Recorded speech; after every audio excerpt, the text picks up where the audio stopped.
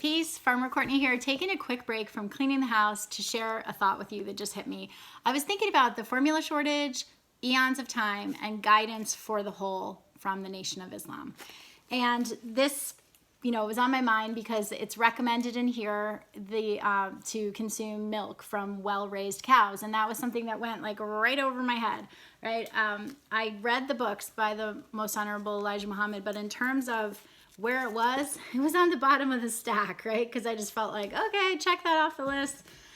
I actually felt, I needed the nuts and bolts of all the other teachings, and this was just kind of over my head until I went through a formula saga and a breast milk shortage of my own.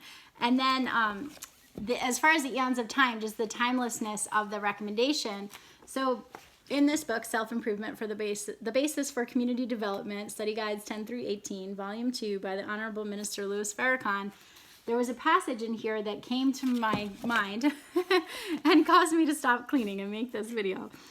So he writes on page 142 that Allah God experiences emotion. According to scriptures, he loves, he hates, he grieves, he sorrows. He is referred to by some writers as a jealous God. However, he rises above all emotions in the decisions he makes. His decisions are based upon how the temporal affects generations, eons into the future. And those two things, the formula shortage and that passage, were on my mind because have you heard of, like the push for veganism and plant-based foods and the demonization of animal foods, and thought, oh, that sounds like a good idea, or, that it appealed to your emotions, right, of being either angered by the terrible food choices that are available and thinking like, oh, this new way is a salvation, this vegan, this plant-based thing, like this is it. Or, been swayed into thinking like that cows are absolutely the problem and we have to get rid of dirty animals from agriculture and have this like great sort of Eden food supply system. And I want to tell you, as somebody in small scale agriculture, that those are delusional, emotional, like pipe dream projections of what the ecology, and the ecosystem and farming and everything and agriculture and feeding people is based upon.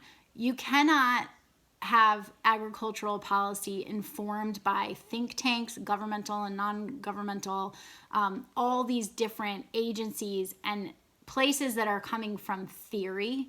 So if the solutions that are being pitched to you in agriculture to, be your savior and save us from climate change, save us from all the ills of this commercialized food system that has poisoned people at scale without any consequences since the 60s, at a bare minimum, we're not going to get a truthful word. We're not going to get a good guidance, right guidance for the whole. And so the emotional, like using emotions to sway us about, climate change and like showing us just part of the truth. Yes, there are things going on in the climate. There is insane weather happening that is so terrifying and so scary that, you can be swayed by emotion. And so, this particular sentence, his decisions are based upon how the temporal affects generations, eons into the future. So what we're facing right now, if you believe in God and the mastermind, the intelligence of God and the will of God over all the unfolding events that we in the temporal might feel like this is, it's all coming apart. Why is this happening? Like, what do we do? Kind of thing.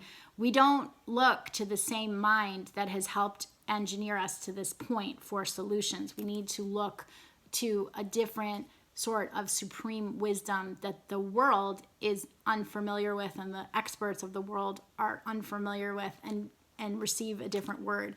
So temporal, I had to look that up. Relating to time rather than eternity. And then eons, I always just thought it was this indefinite, very long period of time, right? Kind of slang definition, common language.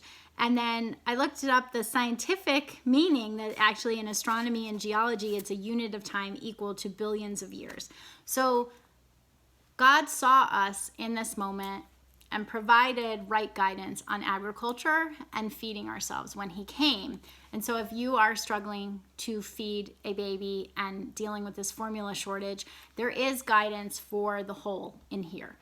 And the Weston A. Price Foundation has a recipe for baby formula. I personally went through a formula saga when I had a breast milk shortage from being a vegan for 17 years and physically clogging my milk ducts so that the physiological process that is put in us by God as women to hear the baby crying and have that letdown of milk, the baby latch on, and then the milk flow was interrupted because the milk ducts had become so narrowed and clogged from buildup of this one compound in soy.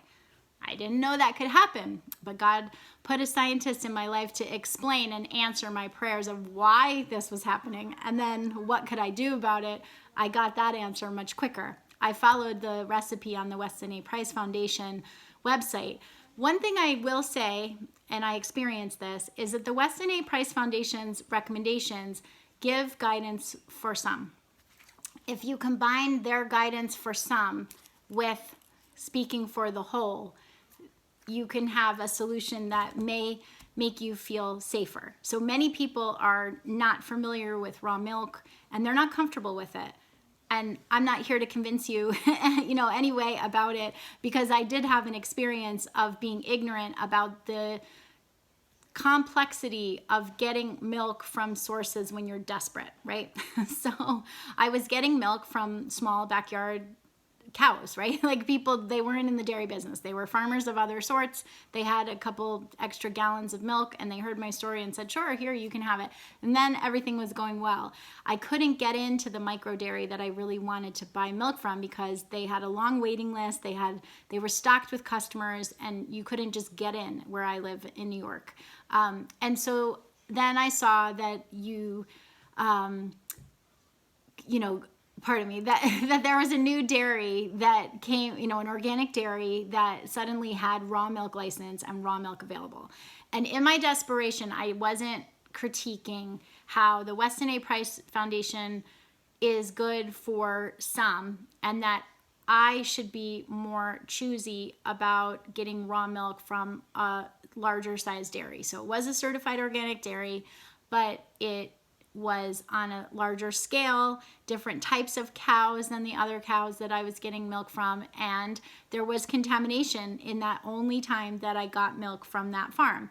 And so reading this again about the recommendation, to pasteurized milk, that's guidance for the whole, right? Because some people can get milk from well-raised cows from a really reliable source, small dairy. But if you are in a situation where you can't, settle on what's the best milk that you can find from well-raised cows. So it's not going to be milk from Walmart, and nothing against those who have to source their food from Walmart, and the access that Walmart does give to some organics, there's always something good to settle on. However, that's not where you are going to find, the best milk to make formula if you're in this walk of trying to figure out. So it came to me to talk about emotions and its effect on how we view information, how we view the time, all of these different things, because on the heels of this formula shortage, then they're hyping this next pathogen constantly is going to be in the conversation. There's just so much stress and fear and trauma that is going on. And so aside from tuning it out, tuning into right guidance from God and, just staying focused on what's important, it's too much to just look at all of these things as if they're not connected. And so that's where this book is on the book list of 7 books I wish I'd known to read 20 years ago. So when I first came into the teachings of the Nation of Islam, I went for the much more hard-hitting, like academic books that, like Message to the Black Man, Our Savior Has Arrived, The Secrets of Freemasonry, The History of Jesus, Birth, Death, and What It Means, like those kind of books. I went much more for those, and now I realize that my whole life would have been different if I had had a proper introduction. So if you happen to be a Caucasian like me, or someone who is not a registered member of the Nation of Islam but curious about the teachings, I have that book list. You can leave a comment below. This is day 15. These videos that I'm putting up are just sharing stories, because on the 89th birthday of the Honorable Minister Louis Farrakhan, I had a prompting that I should do 67 posts to just honor and celebrate his 67 years of service to the Nation of Islam. And so if you like this video, give it a thumbs up, subscribe, and if you want the book list, comment below and I'll send it to you. All right, peace.